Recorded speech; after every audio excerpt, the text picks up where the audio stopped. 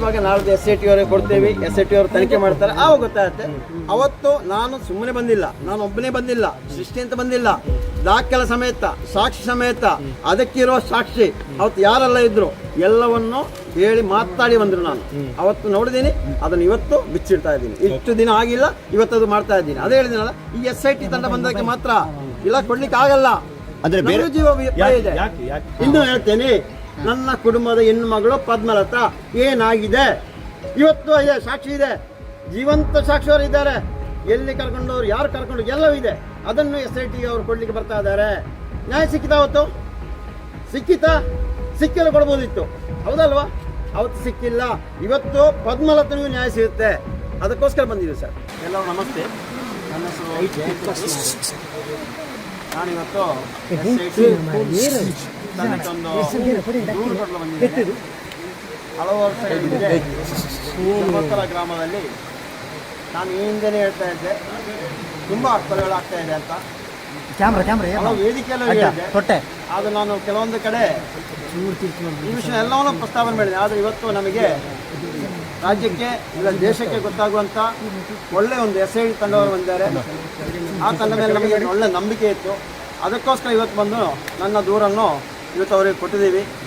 ಆದರೆ ಅದಕ್ಕೆ ಇವಾಗ ನಾಳೆ ರಜಾ ದಿನ, ಸೋಮವಾರ ಬನ್ನಿ ಅಂತ ಹೇಳಿದ್ದಾರೆ. ಸೋಮವಾರ ಬಂದುಬಿಟ್ಟು ಎಲ್ಲ ವಿಷಯವನ್ನು ತಿಳಿಸಿದ್ದೀನಿ ಅವರಿಗೆ, SIT ಅವರಿಗೆ ಎಲ್ಲ ಮಾಹಿತಿಯನ್ನು ತಿಳಿಸ್ತೀವಿ.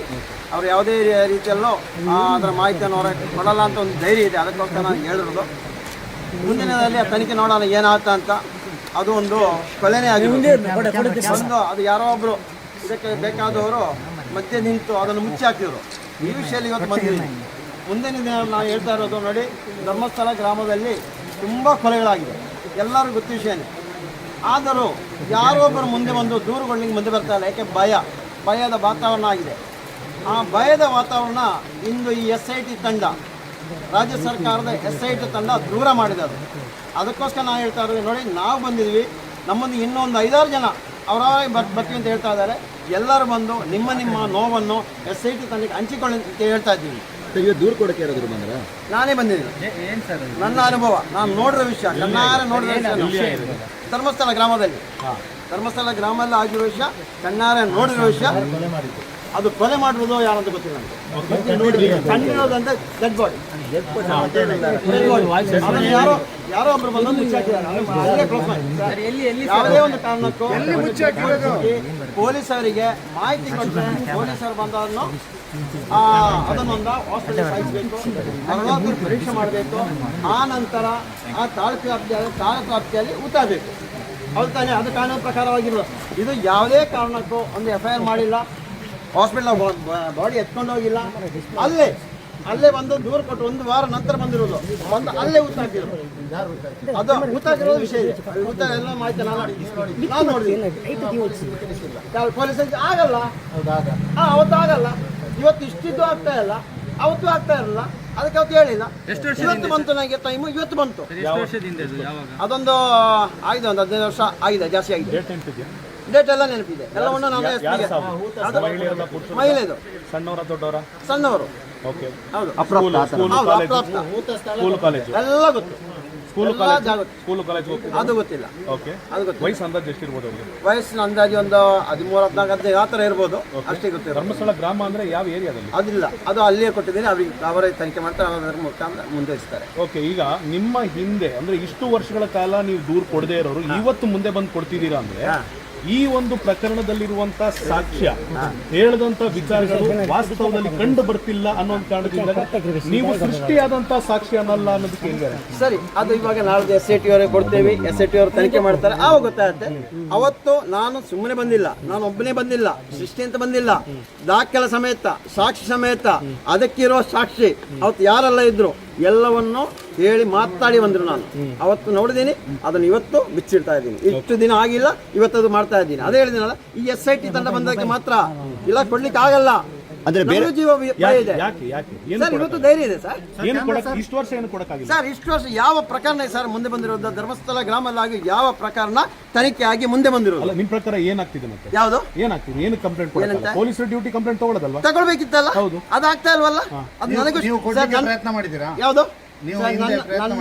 ನನ್ನ ಕುಟುಂಬದ ಹೆಣ್ಮಗಳು ಪದ್ಮಲತಾ ಇನ್ನು ಹೇಳ್ತೇನೆ, ನನ್ನ ಕುಟುಂಬದ ಹೆಣ್ಣು ಮಗಳು ಪದ್ಮಲತಾ ಏನಾಗಿದೆ ಇವತ್ತು ಸಾಕ್ಷಿ ಇದೆ, ಜೀವಂತ ಸಾಕ್ಷಿಯವರು ಇದ್ದಾರೆ. ಎಲ್ಲಿ ಕರ್ಕೊಂಡವ್ರು, ಯಾರು ಕರ್ಕೊಂಡು, ಎಲ್ಲವೂ ಇದೆ. ಅದನ್ನು SIT ಅವರು ಕೊಡ್ಲಿಕ್ಕೆ ಬರ್ತಾ ಇದ್ದಾರೆ. ನ್ಯಾಯ ಸಿಕ್ಕಿತಾ ಅವತ್ತು? ಸಿಕ್ಕಿಲ್ಲ ಕೊಡ್ಬೋದಿತ್ತು, ಹೌದಲ್ವಾ? ಅವತ್ತು ಸಿಕ್ಕಿಲ್ಲ. ಇವತ್ತು ಪದ್ಮಲತನಿಗೂ ನ್ಯಾಯ ಸಿಗುತ್ತೆ, ಅದಕ್ಕೋಸ್ಕರ ಬಂದಿದೆ ಸರ್. ಓಕೆ, ಪದ್ಮಲತನು ಅವರು ಮನೆಯವರು ಬರ್ತಾ ಇದ್ದಾರೆ. ಜೀವಭಯ ಅಂತ ಹೇಳಿದ್ರಲ್ಲ, ಯಾರಿಂದ ಜೀವಭಯ ಸರ್? ಅದು ಜೀವಭಯ ಅಂದರೆ ಯಾರಿಂದ ನಾವು ಅದ ಹೇಳಲಿಕ್ಕೆ ಆಗಲ್ಲ, ಏನಕ್ಕೆ ಅಂತ. ಅದು ಇವಾಗ ಇಲ್ಲಿ ಗ್ರಾಮದಲ್ಲಿ ಆಗ್ತಾ ಇರೋ ವಿಷಯ ಗೊತ್ತಿರುತ್ತೆ, ಅದರ ಮೇಲೆ ಡಿಪೆಂಡ್ ಆಗ್ಬೋದು ಎಲ್ಲ. ಅಂದ್ರೆ ಆ ಪ್ರಕರಣಗಳಿಗೆ ಇದು ಪ್ರಕರಣ ಸಂಬಂಧ ಇರೋದಾ? ಯಾವುದೇ ಆ ಪ್ರಕರಣಕ್ಕೆ ಸಂಬಂಧ ಅದು ಗೊತ್ತಿಲ್ಲ, ಆ ವ್ಯಕ್ತಿಗೆ ಸಂಬಂಧ ಅದು ಗೊತ್ತಿಲ್ಲ, ಆ ವ್ಯಕ್ತಿಗೆ ಗೊತ್ತಿಲ್ಲ. ಅದು ತನಿಖೆಯಲ್ಲಿ ಆಗಬೇಕು. ಅದು ನಾವು ಹೇಳಲಿಕ್ಕೆ ಆಗಲ್ಲ, ಯಾವ ವ್ಯಕ್ತಿ ಇದೆಯಾ ಇಲ್ಲೋ ಅದು ಗೊತ್ತಿಲ್ಲ, ಅದು ತನಿಖೆ ಆಗಬೇಕು. ನಿಮ್ಮ ಉದ್ದೇಶ ಸರ್, ಇಷ್ಟು ವರ್ಷಗಳ ನಂತರ ಬಂದು ದೂರು ಕೊಡ್ತಿರೋಂಥ ಉದ್ದೇಶ ಏನು ಸರ್? ಇಷ್ಟು ವರ್ಷ ಅಂತ ನಾನು ಹೇಳಿದಿನಲ್ಲ, ಇಂಥ ಒಂದು SIT ತಂಡ ಬಂದದಕ್ಕೆ ಬಂದಿರೋದು. SIT ತಂಡ ಅವ್ರ ಮೇಲೆ ನಂಬಿಕೆ ಇದೆ, ಅದಕ್ಕೋಸ್ಕರ ಬಂದಿದ್ದೀನಿ. ಎಲ್ಲ ಬರ್ತಿಲ್ಲ ನಾವು. ನ್ಯಾಯ ಸಿಗುತ್ತೆ ಅನ್ನೋ ನಂಬಿಕೆ ಇದೆ ಈಗ ನನಗೆಲ್ಲ, ಅವರಿಗೆ ನ್ಯಾಯ ಸಿಗುತ್ತೆ. ಅದು ಯಾರನ್ನ ದುಡ್ಬೇಕು ಅಲ್ಲ. ಈಗ ನಿಮ್ಮ ಮಾತಿನ ಪ್ರಕಾರ ಇಷ್ಟು ವರ್ಷಗಳ ಕಾಲ ಪೊಲೀಸರು ನ್ಯಾಯ ದೊರಕಿಸ್ಲಿಲ್ಲ ಅಂದ್ರಿ, ಅದೇ ಪೊಲೀಸರನ್ನ ಒಳಗೊಂಡಂತ SIT ಇರಬೇಕಾದ್ರೆ ಆ ಪೊಲೀಸರು ನಿಮ್ಗೆ ನ್ಯಾಯ ಕೊಡಿಸ್ತಾರೆ ಅಂತ ನಂಬಿಕೆ ಹೇಗೆ ಹೋಗ್ತೀಗ? ಅಲ್ಲ, ಈ ಪೊಲೀಸರು ನಮಗೆ ನಾನು ತಿಳಿದ ಮಟ್ಟಿಗೆ ಇವಾಗ ಇದರ ಒಂದು ಮುಖ್ಯ ದೊಡ್ಡ ಹುದ್ದೆಯಲ್ಲಿರುವವರು ಒಳ್ಳೆ ಕೆಲಸ ಮಾಡ್ತಾ ಇದ್ದಾರೆ, ಅದಕ್ಕೋಸ್ಕರ ಅವ್ರ ಮೇಲೆ ನಂಬಿಕೆ ಇದೆ. ನ್ಯಾಯ ಕೊಡಿಸಿಲ್ಲ, ಅದು ಯಾರದ್ದು ಹುಡುಕ್ಲಿ. ಆ ಟೈಮಲ್ಲಿ ಎಲ್ಲೊಬ್ಬರು ಕಾಣೆ ಆಗಿದ್ದಾರೆ, ಅವ್ರು ಹೌದಲ್ಲ ಅಂತ ಗೊತ್ತಾಗಬೇಕು. ಆ ಟೈಮಲ್ಲಿ ಎಲ್ಲೋ ಒಂದು ಕಡೆ ಕಾಣೆ ಆಗಿದ್ದಾರೆ, ಹೌದಕ್ಕೆ ಸಂಬಂಧ ಇದ್ರೆ ಪಾಪ ಅವ್ರು ಬರಲಿ. ಯಾರ್ಯಾರು ದೂರು ಕೊಟ್ಟಿರಿ ನೀವು ಕಾಣೆ ಆದಾಗ? ಅಂದ್ರೆ ನೀವು ನಿಮ್ ಕುಟುಂಬದ ಅಂತ ಹೇಳಿದಲ್ಲ, ಈಗ ಒಂದು ಶವನ ನೋಡಿದೆ ಅಂತ ಹೇಳಿದಲ್ಲ, ಯಾರ್ಯಾರು ದೂರು ಕೊಟ್ಟಿದ್ರಿ? ಯಾರ್ಯಾರಿಗೆ? ಈಗ ತಗೊಂಡಿಲ್ಲ ಅಂದ್ರೆ SP ಆಫೀಸ್ ಹೋಗ್ತಾರೆ, SP ಇಲ್ಲ ಅಂದ್ರೆ ಮತ್ತೊಂದ್ ಕಡೆ ಹೋಗ್ತಾರೆ, ಎಲ್ಲೆಲ್ಲ ಹೋಗಿಲ್ಲ? ಅದು ನೋಡಿದ್ವಲ್ಲ ಸರ್, ನೋಡ್ತಾ ಇದ್ದೀವಲ್ಲ ಸರ್, ಏನೆಲ್ಲ ಆಗ್ತಾ ಅಂತ. ಒಂದು ವಿಷಯ ನಾನು ಹೇಳ್ತೀನಿ. 2012ರಲ್ಲಿ ಚಾರ್ಮಾಡಿಯಲ್ಲಿ ಒಂದು ಬಸ್ ಆಕ್ಸಿಡೆಂಟ್ ಎಲ್ಲ ತಳ್ಳಿ ಹಾಕಿಬಿಟ್ಟು ಕೊಲೆ ಮಾಡಿರೋದು 2012ರಲ್ಲಿ, ಎಲ್ಲರಿಗೂ ಗೊತ್ತಿರ್ಬೋದು. ತಳ್ಳಿ ಹಾಕಿ ಇವತ್ತಿಗೂ ನ್ಯಾಯ ಸಿಗಲಿಲ್ಲ ಅದಕ್ಕೆ. ನನ್ನ ಸಂಬಂಧಿಕ, ನನ್ನ ಈ ಚಿರಂಬಾಳಿ ಗ್ರಾಮದಿಂದ ಇಲ್ಲಿ ಬಂದು ಇಲ್ಲಿ ಬಸ್ ಅಡಿಗೆ ತಳ್ಳಿ ಹಾಕಿರೋದು ತನಿಖೆ ಆಗಿದೆ, ಲೋಕಾಯುಕ್ತ ತನಿಖೆ ಆಗಿದೆ. ಯಾರು ತಪ್ಪಿಸನ ಕೊಟ್ಟಿದ್ದಾರೆ, ಹಿಂದಿನ ನ್ಯಾಯ ಸಿಗಲಿಲ್ಲ. ಮತ್ತೇನೇ ಸರ್, ಇದೆಲ್ಲ ಸಿಕ್ಕಿದ್ರೆ ಸಿಗಲಿ ಸರ್, ಅದು ಯಾರಂತ ಹುಡುಕಲಿ ಸರ್. ಈಗ ನಾವು ಒಂದು ವಿಷಯ ಹೇಳ್ತೀನಿ, ನಾವು ಯಾರ ಮೇಲೂ ಇದನ್ನು ನೇರವಾಗಿ ಆರೋಪ ಮಾಡ್ತಾ ಇಲ್ಲ. ಏನು ಬಾಡಿ ಅವತ್ತು ನೋಡಿದೀವಿ ಅದನ್ನು ನೇರವಾಗಿ ನಾನು ಹೇಳ್ತಾ ಇದ್ದೀನಿ. ಅಲ್ಲ ಸರ್, ಆವತ್ತಿದ್ದ ಪೊಲೀಸರು ಆವತ್ತು ಧರಿಸಿದ ಕಾಕಿಯನ್ನು ಇವತ್ತು ಧರಿಸಿದ್ದಾರೆ. ಆ ಪೊಲೀಸರ ಮೇಲೆ ಇಲ್ಲದ ನಂಬಿಕೆ ಈ ಪೊಲೀಸರ ಮೇಲೆ ಹೇಗೆ? ಅದು ಇವಾಗ ಒಂದು ವಿಷಯ ಮಾಡಿ ಸರ್, ನಾಳೆ ಸೋಮವಾರ ಆಯ್ತಲ್ಲ, ಸೋಮವಾರ ಬರ್ತಾ ಇದೀವಿ, ತನಿಖೆ ಆಗಲಿ, ತನಿಖೆ ಆದ ನಂತರ ಅವರೇ ಹೇಳಿ, ಇಲ್ಲ ಆವಾಗ ನಾನು ಹೇಳ್ತೀನಿ. ನನ್ನ ಹೆಸರು ಜಯಂತಿ.